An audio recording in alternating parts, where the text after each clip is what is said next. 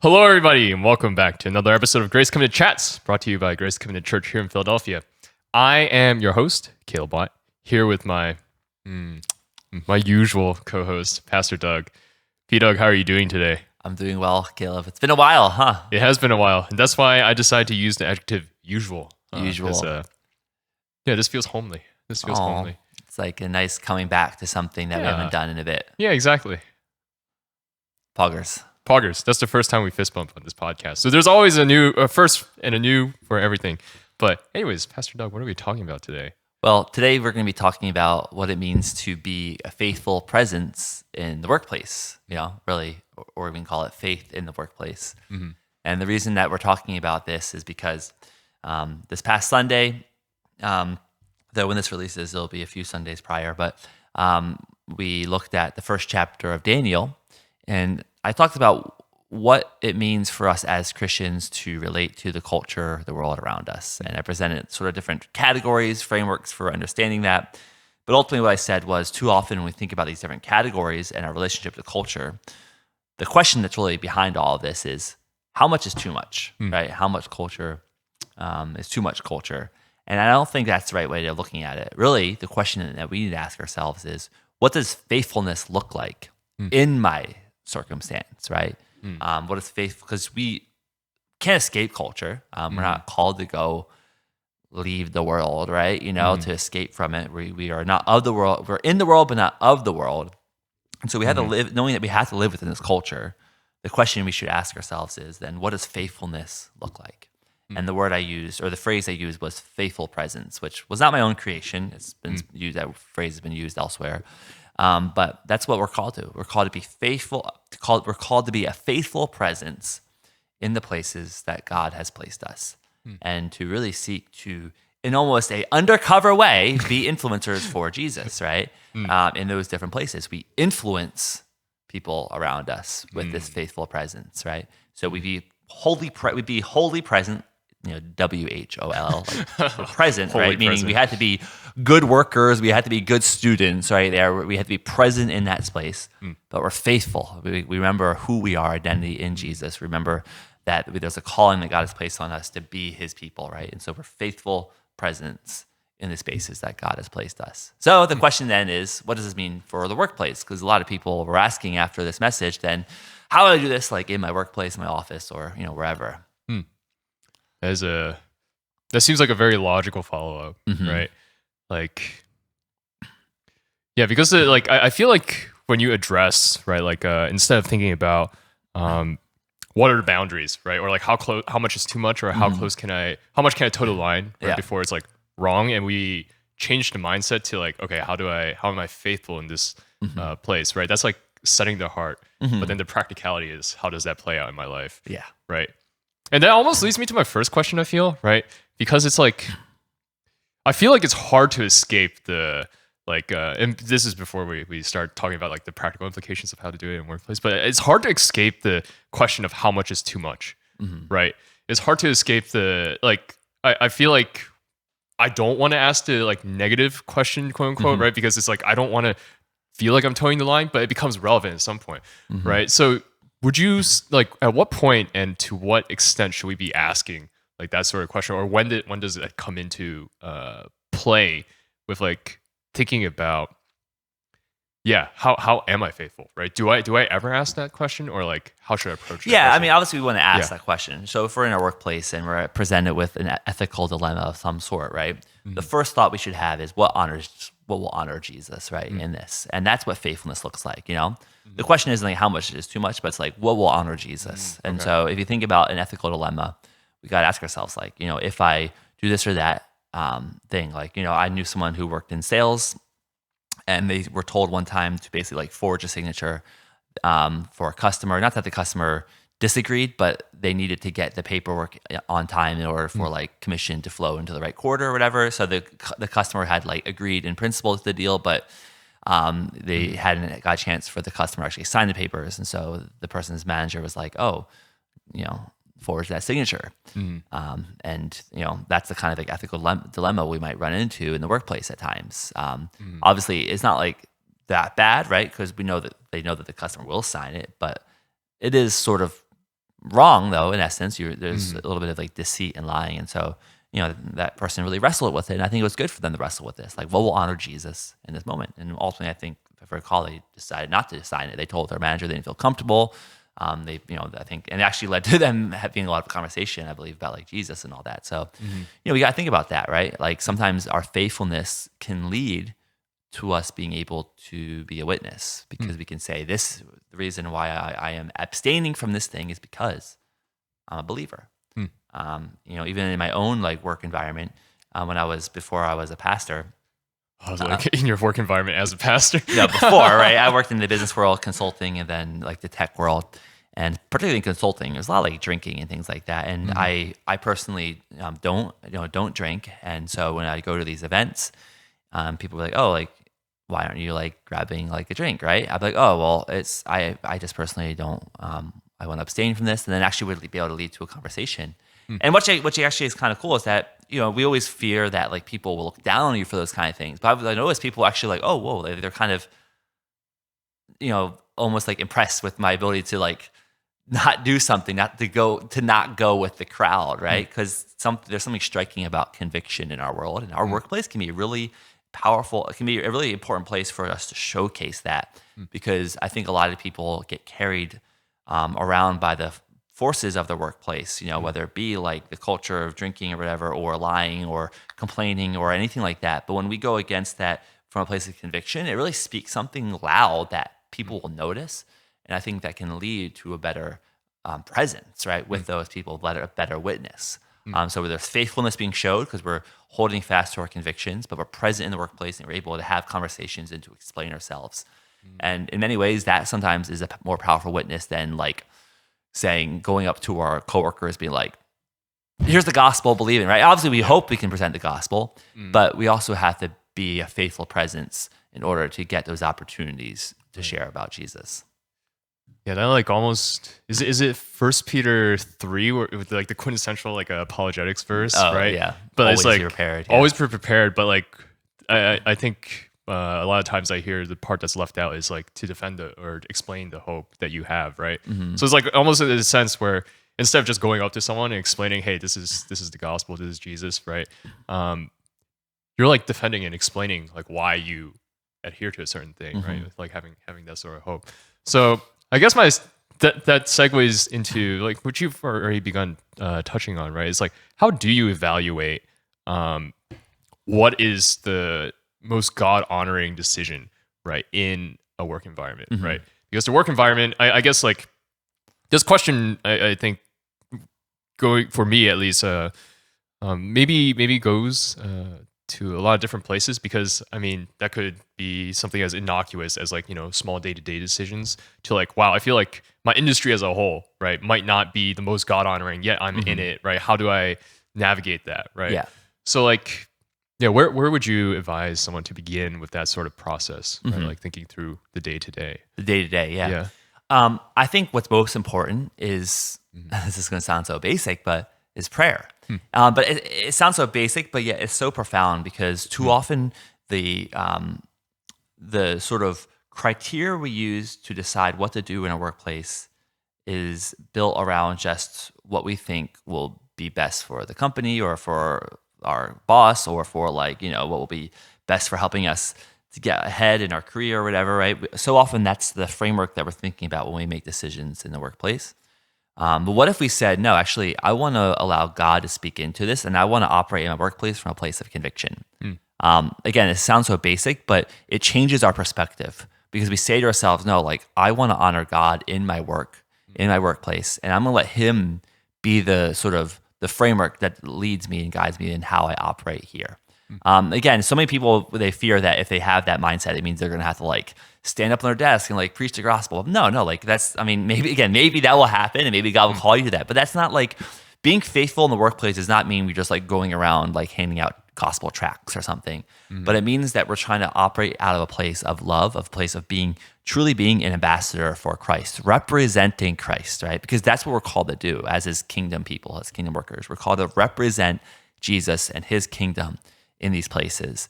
And so we should always be praying, Lord, help me to do that this day. Imagine if we prayed that every morning when we stepped into our office. Lord, let me be an ambassador for you here, a representative of your kingdom, a kingdom of love and truth and righteousness and goodness, right? Imagine if we just prayed that every morning stepping in office. I think that would shift our perspective and lead to us actually having greater influence for Jesus in those spaces. Yeah, I think my immediate response, right, internally to you saying like prayer is like, okay, but like how much does prayer actually help? But I think that's because like a lot of the times, right? Like, and I say that is like, it's almost like Paul, right? I write in a human way, right? Like I think in a human way because it's like me just praying. How does it give me an answer to something that feels much more practical than, because prayer sometimes feels abstract, right? But like, I think that undersells, right? That sort of mindset undersells how powerful prayer can be, right? Just like shaping the heart and like the attitude and the posture, right?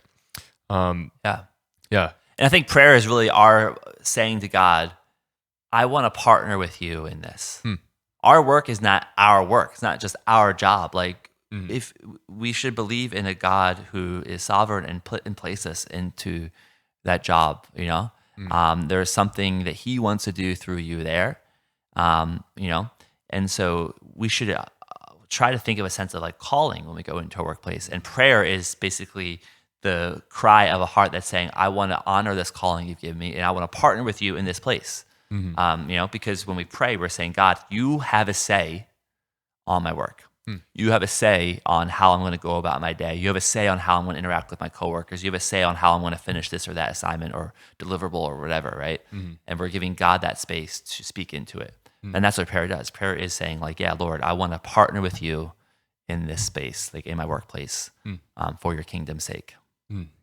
I feel like when you say prayer, it's like, wow, all answers can be resolved with prayer to some extent, right? Or it starts with prayer, right?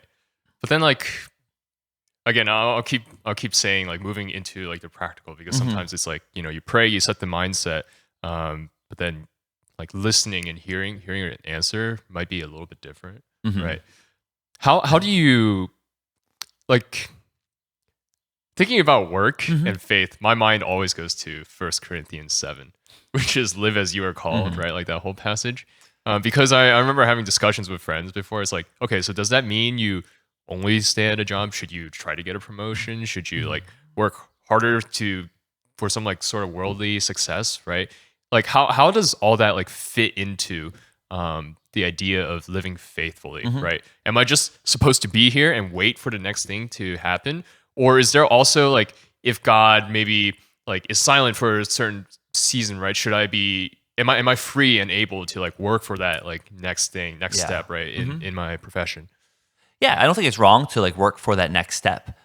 We operate out of a place of like, I'm going to be faithful in this calling that God has given me until he tells me otherwise, right? And so if we're in our work environment, you know, maybe somebody like, well, I don't feel called to that work environment. Well, you're there, right? So, like, if you're there, like, there's a calling, right? Live as you are, right? Called, right? Live in the place that you are, right? Like, you know, and until you hear otherwise from God or feel a sense otherwise from God, just stay in that environment. And you know, obviously, you can have counsel with others, talk about it. Like, if you feel like your workplace is not maybe where you should be, but to the extent that you're there, be present there. Work hard there, be a good influence for the kingdom, pray, you know, invite God to be a part of your work, and then just see what doors he may open up, right? In the life of Daniel, he got promoted, right? He just operated out of a place of faithfulness, and that faithfulness led to him getting greater influence. And, you know, maybe we'll see the same thing, right? As we operate in a place of faithfulness, we're good workers, we're loving people, we're kind to our coworkers.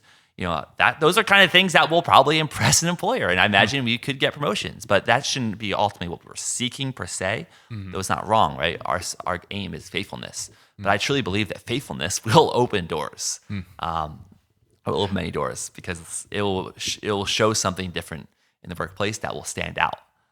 Like, again, I saw it in my own life, right? I feel like there was a level of success that I was able to achieve in my workplace and business world. And I didn't feel like I needed to be like cutthroat or anything like that. I felt like I was just able to live out my faith. And in fact, when I got more comfortable in my faith, got more comfortable in this identity I had as a worker, but also as a Christian, because it was really confusing at first. And I recognize it takes a long time for a young recent grads to sort of find their identity in the workplace. But once you find that place and you're operating it, there's a lot of freedom in that. And I feel like I really experienced that. And that led me actually to doing better in the work. So I really believe, faithfulness, being that faithful presence will actually probably open doors that maybe we wouldn't otherwise have seen open for us. I see. I like that. I think, well, I always say I like that, right? Because you're a man of many good thoughts, P-Doug. The usual. I try. The usual. Not my own thoughts, though. Nothing new under the sun. Yeah, so. nothing new under the sun. He's quoting someone that he's not attributing. But I'm kidding. But yeah, I feel like whenever I hear one of the reasons why I'm like internally like chuckling a little, right, is you talking about influence is like, oh, I'm just living faithfully, right? I'm living out how, like Jesus saying, love the Lord your God with all your heart, soul, mind, strength, and love your neighbor as yourself, right? But a lot of times I hear or like get the sentiment that it's like, oh, faithfulness means excellence in my work, which is, I think, part of it, right? Part of it, for sure. Then it gets, it like, then they're using that to justify only focusing on excellence, right? When it's like, oh, actually, I just want like the promotion or like whatever, right? Yeah. And I don't know. I like setting this paradigm this way better, and maybe even the more concrete example that like, yeah, compassion works, right? Yeah, works. You know what I mean? Yeah. But I mean, just to speak into that idea of like, oh, that gives you it could give outlet for people to feel like, oh, I have to work really hard and put all my energy into work to be excellent. But again, the word is faithfulness, right? So we seek to be faithful in completing our job duties. But faithfulness in our lives isn't just our job, right? It's our church. We're called to be faithful members of the church. For those who are like married and have families, it's faithful there as well. You have to be faithful in all spheres of your life, right? And so sometimes that means certain like compromises, right? And it would mean that maybe we can't be as hardworking as like a coworker who ignores their family or doesn't go to church, right?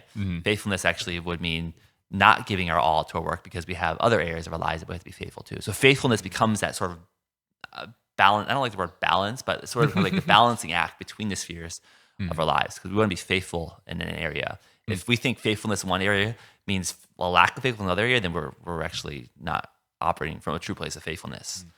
We're actually only operating from a place of what we want, right? We want that promotion, so we're going to work really, really hard. But I stopped going to small group. I stopped going, to church, or I stopped caring for my family. Like, no, you're not being faithful. Then we have to be faithful in all spheres of our lives.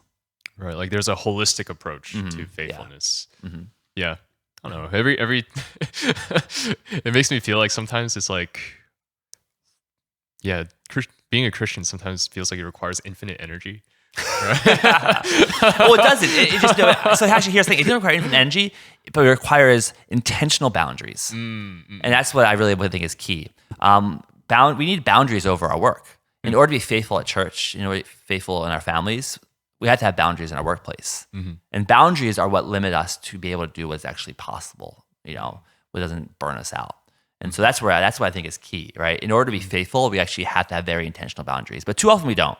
We just go with the flow. We work really hard at our work because we feel like, oh, I have to get this done, or I have to work tonight. I have to stay late at the office to get this done. And maybe there's times that you do need to do that, and maybe your boundaries will allow it. But if you're always doing that, then there's no boundaries, right? If you're always staying late at the office, always missing like dinner with your family, always skipping small group, that's a life that's out of whack. That's not a life that's in control. That's a life that's just flowing with what the world says, right? That's not a life that's intentional. So boundaries are how you actually maintain faithfulness in the different areas of our lives. And that's one of my big things. Is like, we need boundaries in our workplace. If you don't have intentional boundaries, you're gonna get taken advantage of, and we're just gonna always feel like we're chasing after something in our workplace. The boundaries allow us to take control and be intentional with how we're spending our time in the workplace. Right. I remember us talking about boundaries many times before in this pod chat, even around like relationships and stuff like that. And one of the things that you like to say, P-Doug, which I agree with, is that you put boundaries around the things that you care about. So. Yeah. Did I say that? Oh. I think you did. I'm pretty sure you did, or that. I'm pretty sure that sentiment has come up at least. I'm pretty sure that was something that was in the book Boundaries. I'm sure it was, or it was either you or someone who was reading that book who I'm close to. If you're watching this podcast, you know who you are. Anyways, Boundaries by Dr. Henry Cloud. Yep. Vivian Watt loves that book. Should I keep this segment in so that when she watches this, she'll know that I referenced She it? gives a shout out. Yeah, she gets a shout out. Thanks, Mom.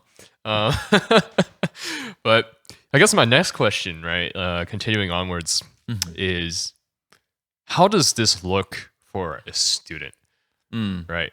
Because I feel like, yeah, it's one thing to work a 9 to 5 and keep going into the office, right? But as a student, I feel like you, like a lot of times aren't seeing the same people. I guess some majors, like you work really closely with like your cohort, your class, right?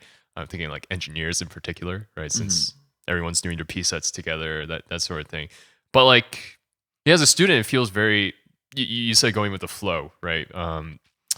It feels like the flow is much stronger. There's a stronger current, right? Because like you're just always here and there, like a lot of activity. So what does being faithful as a student look like? Yeah. So it means focusing in class.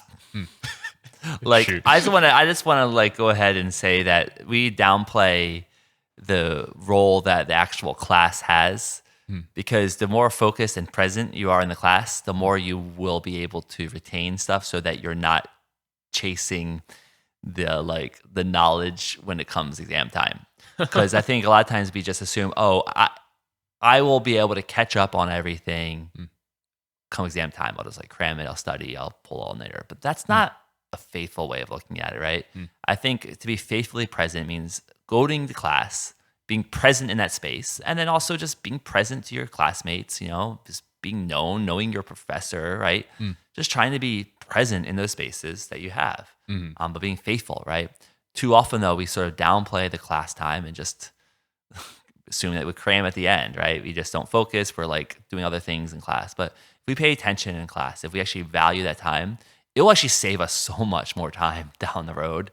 And I know that because I was once an undergrad student and I was not a good class person. I was not really great at going to class, being present in class. And then I would end up having to cram, pull all-nighters, all that. But then when I went to seminary, I knew I didn't have time to like pull all-nighters and cram and that stuff. So I just would go to class and be present. It was also very relaxing because I had a newborn at home. And so being in class was a very quiet space. So I guess the other young people who didn't have kids being like, what am I doing in class? Like fooling around. But like, no, this is a very like peaceful environment for me. I'm going to enjoy this time, right? But when I actually took like good notes, listened, was present there, talked to like classmates about what they're learning and what we're sort of different struggling with, sharing notes, things like that. I didn't need to like pull as many. I didn't need to like study and cram as hard. Like I was more prepared just come exam time. And so be present, because we have to faithfulness, again, going back to boundaries, means we put boundaries around the spaces that are geared towards our school, right? Put boundaries around your class time so that you don't break all your boundaries come exam time when you feel like you have to pull those all-nighters, cram and study and skip family groups, skip church, for whatever exam. Like that's not good. That's a life out of whack, out of control.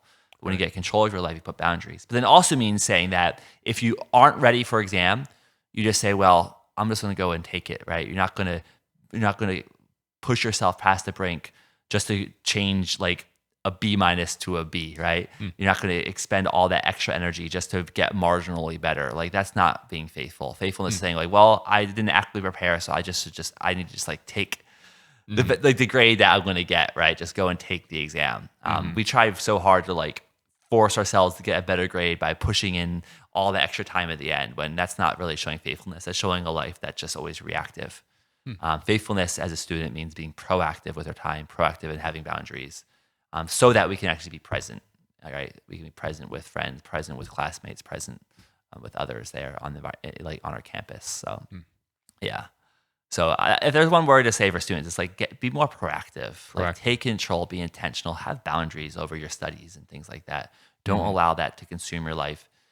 Don't feel like you need to give all your time just to like get a slightly higher grade. Like there's a marginal returns that we need to start, diminishing returns that we need to start thinking about, right? I like that. I think I like how the discussion of boundaries in particular, right, is like there's a tendency even, right, to think to instead of setting boundaries, as you're saying, right, it's like to section off each part of my life and call that a boundary. But boundaries exist under the umbrella of faithfulness, right? And I think that's like one of the key points that you're really driving home right now, right? It's not, oh, I have school and then I have my faith. It's everything under faith. Yeah, because faithfulness is operating from a place of conviction, meaning operating from a place of being intentional. Meaning we actually have control over our lives, not just being tossed around, led astray by whatever, whether it be a workplace or school or anything like that. We're called to operate from a place of conviction, and boundaries are how we enable that to actually happen. I see. How does this lead to, I guess in the notes that you sent me, influence is the word, right? Like, and I think that it's a relevant question too, right? Because there's a question of like, I'm practical, right, with like making the right decisions, but like also I'm sent into the world, right, to witness to the gospel, bear witness to the gospel, and like proclaim it, right? So how does living this like faithfulness, right, lead to influence, raising up kingdom workers to influence the world? Yeah. Well, I think in the workplace, one area of influence that we sort of forget is how kindness can open doors to greater relationship with coworkers. When we're faithful in the workplace by being a kind representative of Jesus, right? Like I keep using the word kind because I feel like kindness is so lacking in the workplace. I lived there, right? I saw such a lack of kindness. But kindness opens doors for conversations that aren't just about the work. And that leads you then to be able to actually influence your coworkers, because you can care for them, speak into their lives, be there for them. And so I think kindness in the workplace is what will really lead to greater influence there. And even the same can go for being a student as well. Like if you're kind and you're like present in your classes, you realize that there's opportunities to say, help a student who's struggling. When I was in seminary, right, like the fact that I was like present with my classes, I got to know another student who was struggling with that class. And since I felt like I was a little more on top of it, I was able to help him. And we had like a nice little relationship that kicked off from there, right? And maybe there's someone in your class who's struggling and you could help them out, right? And that could lead to influence. We got to remember that influence starts small, right? Influence starts with small. It's the one-on-one interactions we have with people. But once we start to be able to gain influence that way, maybe God will open up greater, bigger doors to us, have even greater influence. But we have to recognize that influence starts in those sort of one-on-one relationships, whether it be in the workplace, in our school, or wherever. How to win friends and influence people. Oh, that's not what I'm trying to say. But I'm kidding. But no, that makes sense. Yeah, but kindness. Like if there's one word I want to use, is like, let's have a kind intention towards like the people in our spaces, in our work. Like represent Jesus in love. And then you never know what doors that may open up. Yeah, that sounds like witnessing. Kind of, yeah. But it's small, right? You start in the small things, the small interactions. It's like I've heard, like, I think one of my mentors say, like, this idea of like either like hard change or like soft change, right? Like hard change is like you're out there like trying to like proclaim it like really hard, like just outright, or at least with respect to like, changing like issues or like whatever. But I think the idea was like, hey, one is like you're walking with people, and one is you're making like a proclamation, right? That this needs to happen now. And both have their time and place, but like walking with people is like very effective because it changes their heart. And then it requires like genuine care. Genuine kindness. love. Yeah, love. genuine love. People are not projects for us to like just quote unquote convert. Obviously, we want people to know Jesus, to hear the gospel, but they're not just like a project. They're people to love, to walk with. I mean, Jesus did that, right? He walked with people, right? And they grew in His presence. They grew through the relationship they had with Him. And we are ambassadors for Christ in this world. We do the same. Yeah. Wow, I like that, P-Dog. I mean, you have one more point here, but I feel like we've I think we're conclusive spot. That's a pretty good landing zone. Yeah, it is a very good landing zone. Do you have any concluding thoughts? No, I think that was about it. Yeah. Wow, that was a good conversation. Another one? P-Dog. Oh yeah. Well, so many fist bumps today. How many was that? We hit our quota for the rest of this. Yeah, no more for the rest of the year. Yeah, but rest of the ministry year. I learned that was a term that you like to use. Yeah, I use ministry year. Yeah, ministry year instead of school year, or so school year or semesters. Try to use ministry year. Or like actual year. Anyways, thank you so much for listening to Grace Coming to Chats. The comeback of Grace Coming to Chats. Yeah, that was a long hiatus. Was it 2 weeks? 3 weeks? 3 weeks, I think. 3 weeks. Yeah. I think. Thanks. But thank you so much for listening to Grace Coming to Chats, brought to you by Grace Coming to Church here in Philadelphia. If you're new here, check us out at philly.gracecovenant.net. P-Dog is eagerly anticipating me giving this an outro because he wants to see how I'm going to mess up, as he does every week, but that's okay. Join us on Sundays for our new sermon series on Daniel, where we can talk more, hear more, learn more about what it means to be in the world but not of it. It's like this wonderful podcast discussion. And we will see you next time.